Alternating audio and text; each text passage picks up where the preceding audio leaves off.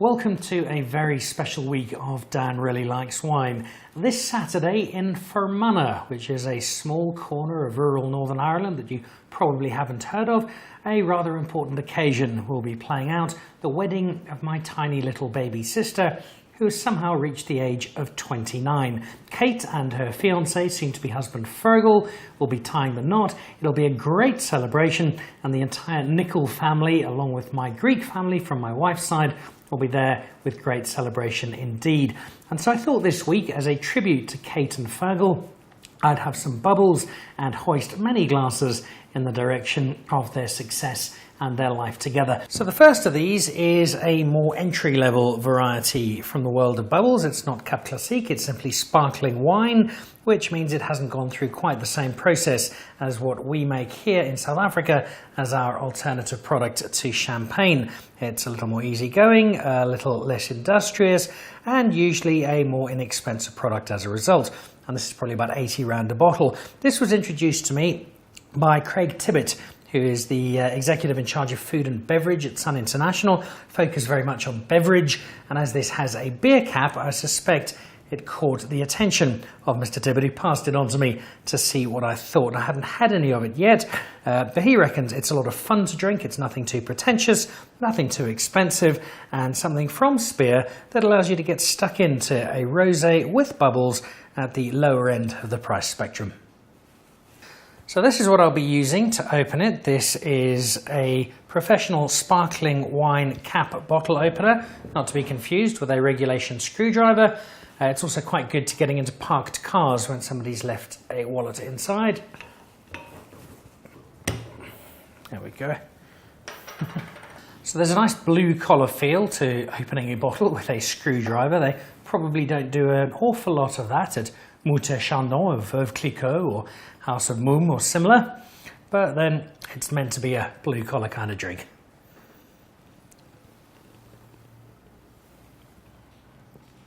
And that's kind of what you expect. There's nothing too subtle about it. It's quite a big, heavy, headstrong kind of bubbles.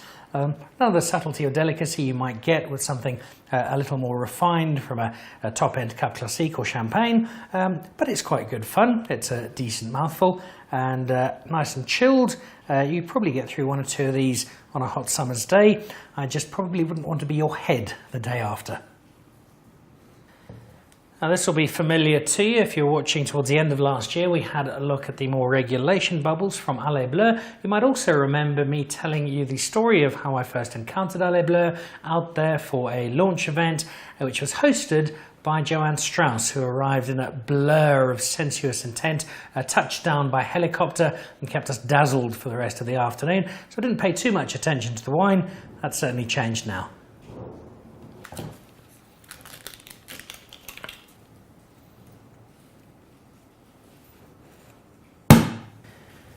Now it's my standard practice to open a bottle of Cap Classique or anything else that bubbles with the help of a tea towel, just in case things start erupting. It minimises the mess.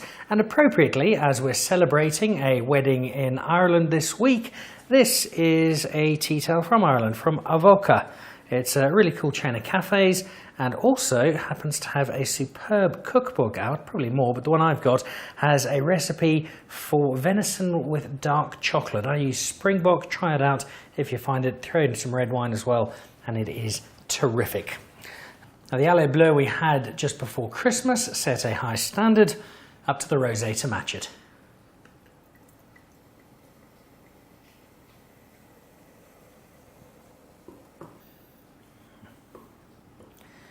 It's a glorious colour here, and you could use the regular reference points talking about salmon or the hues of sunset. What this looks to me mostly is my soon-to-be brother-in-law Fergal after he's been under the African sun for a day or two. Normally he has that slightly effervescent Irish white where in direct sunlight you can actually see through him. Once he's had a couple of days out in South Africa, he tends to go just that gentlest hint of pink. If you want the exact colour, look for an English or German tourist at the V&A waterfront and you'll get it right. It might not be a great colour on people, but it's usually a terrific colour when it comes to wine.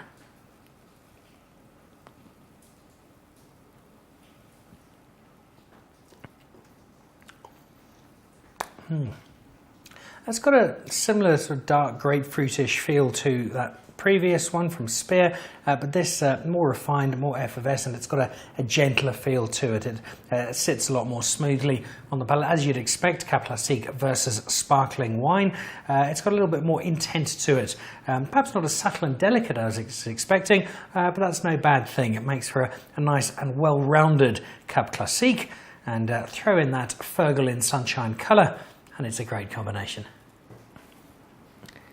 And third on today's list, some Prosecco from Italy. It's a terrific bottle. This is Valdo, an Italian brand, been going since 1926, now available in South Africa. And this, the floral edition, pretty hard to miss. It is a very eye-catching piece of packaging.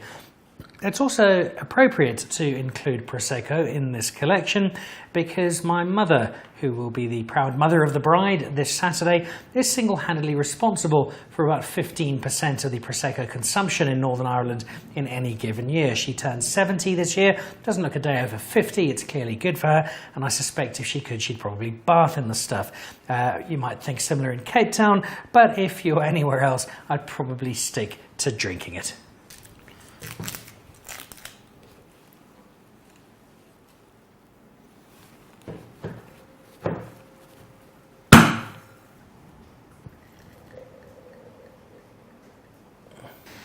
If I'm honest, I haven't always been a huge Prosecco fan. I've always found it pleasant and no more. I think our Cap Classique is as good as anything, and if I'm not drinking that, I'd rather be drinking some champagne. I've often found Prosecco can be just a little bit on the sweet side and doesn't have quite the subtlety of a good Cap Classique or a good champagne. But there have been exceptions that I've tried. Will the floral edition from Valdo be the same, and can it possibly match up to that superb packaging?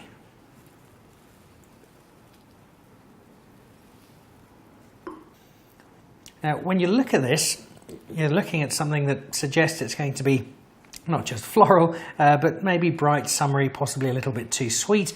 This is a lot gentler than I was anticipating. If the front is very playful, it's maybe a little bit more serious inside, but still quite delightful. And it's not as I won't say cloying, because that's being a bit unfair on Prosecco as a whole, but it's not as sweet and is a little more engaging than I've often found Prosecco to be in the past. And such is the appeal of this, that I think it would be a very bad idea if my mother ever got her hands on it. I don't think there'd be much left in the market. And then to this week's pièce de résistance.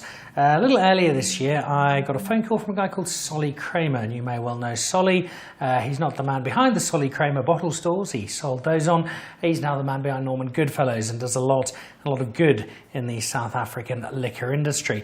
And Solly phoned me from Mauritius, where he has his annual holiday at a private nudist resort on the island. It's a horrible thought to imagine Solly there, but that's what he likes to do every year. And he phoned me because he had an invitation. Would I like to join him for dinner at Marble, David Higgs's outstanding restaurant, to go and meet the Baron de Rothschild and try some of his champagne. And tragically, I wasn't able to go. I had to turn it down, but he very kindly sent around some champagne to see what I'd missed. And there was the regular Brut, amongst others, but there was this as well, the Rosé, beautiful packaging, and with a name like Rothschild, no small degree of expectation.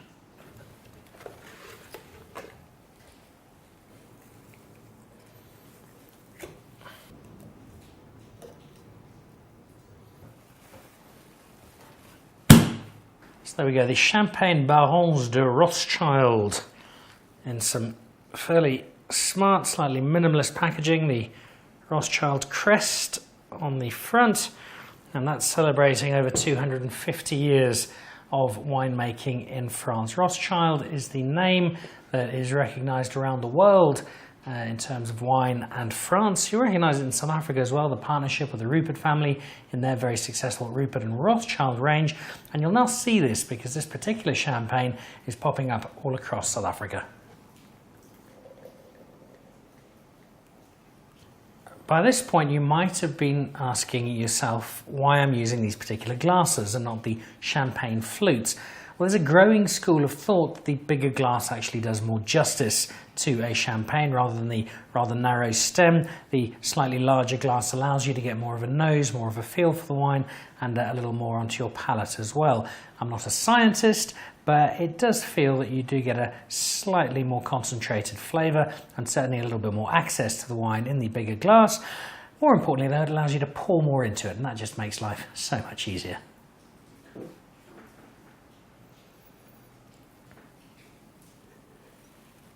Well, it's a very alluring combination from a toasty nose into a slightly tart but very full finish and a lovely effervescence. They've all been nice and bubbly, but this one, just tiny little bubbles playing across as you drink it. This is one that the Rothschilds will be very happy to add to their collection. It's a huge name. With name comes weight of expectation. With expectation comes anticipation.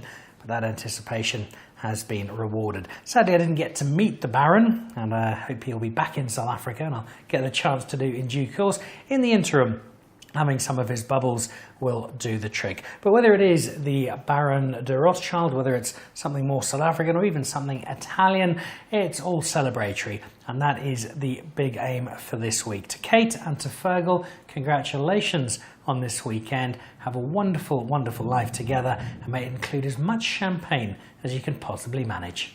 Cheers.